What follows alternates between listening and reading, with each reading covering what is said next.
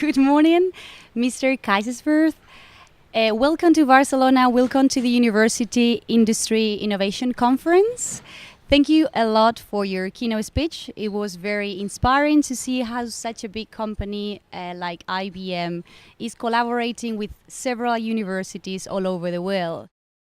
I have a few questions for you, and I will start asking you why IBM collaborate with universities. What does you think it brings IBM? Why you do it? Well, it brings IBM, first of all, access to fresh talent, new ideas. It often brings special skills that we don't have, and we would probably not even want to build up. But in a university, you might find these skills, and that's why it's interesting to collaborate with the university. Okay. And after that, I can imagine collaboration with universities at some point cannot be that easy or as easy as you would like. I was wondering, and knowing that your cooperation already is very successful, which are the main barriers that you find when you cooperate with universities? Well, very often intellectual property and how you deal with it is a challenge, but we find solutions when the topic is of sufficient interest to both parties. We can resolve that. Secondly, I think, and this is a more generic challenge, a university has a different mission in life than a company. The university is there to conduct research and to train people for later employment by companies, and in particular the professors that have to do research, they want to be unencumbered really in the kind of research that they do. They want to determine the direction in which they go, and I think industry needs to be cognizant of that, and one needs to find areas that doesn't put the university right in the middle of your critical path to a new product or so, because then the university is probably not the right partner. So those would be things that one needs to be aware of. Yeah, well, that's interesting. IP is something that many of our business speakers has mentioned as a critical point of potential conflicts with universities. But as you said, if you feel that it's interesting for both of you, there's always a way out of that. My next question would be, what do you think it makes IBM a good, interesting partners for universities? I think what makes us an interesting partner is that we conduct research ourselves. That we, in fact, have quite a few people that teach at universities that could be professors at universities, but in fact chose to stay in an industrial research environment. So we bring basically skills. We can talk to university at eye level to the professors, and it's not that we use them for services, but we really do it in a way of collaborative effort that brings both parties benefits. And do you think doing research yourself within the company helps you to better understand universities in comparison to other companies that do not have a R&D department themselves?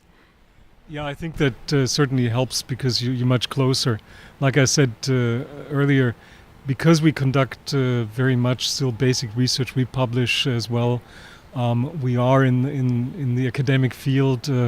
Helps us understand the mission and role of universities much better than companies that basically have outsourced this by and large to the public sector, if you want, and do just technology scouting. I think that's not the approach that helps you in understand the university.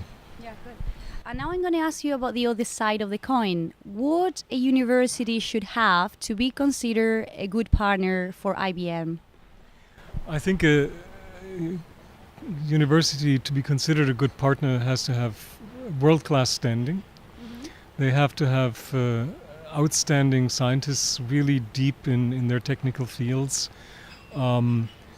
Then it is, if they bring that kind of expertise to the table, then it is of interest to us to work with them.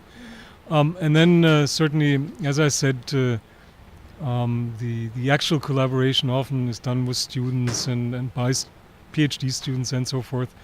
And again, it's the kind of talent that a university is able to attract, and a very good university can attract very good talent, and that's all it comes down to. It's the people.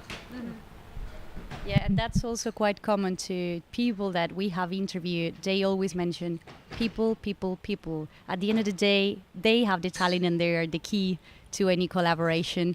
I was wondering, because IBM has a long experience with collaborating with universities, what would you say to someone, to a business person that would like to start collaborating with university? Which tip of advice would you give him or her? I think understand really what the role of a university is in society and what their KPIs are, if you want to. What do they get measured on by their stakeholders rather than what a business gets measured on? Very different things.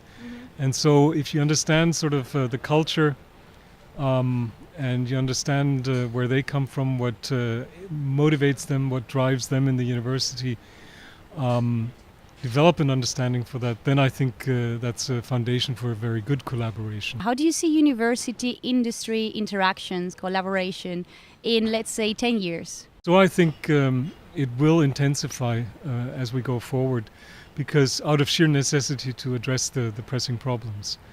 And I think we've developed and we are continuing to develop and invent new models of collaboration. Things that I talked about in my presentation, a unique form of public-private partnership that we have around infrastructure. These things can extend to further models in the future, and I think we will see innovation in this space as well. We have a good history in terms of really working in atoms.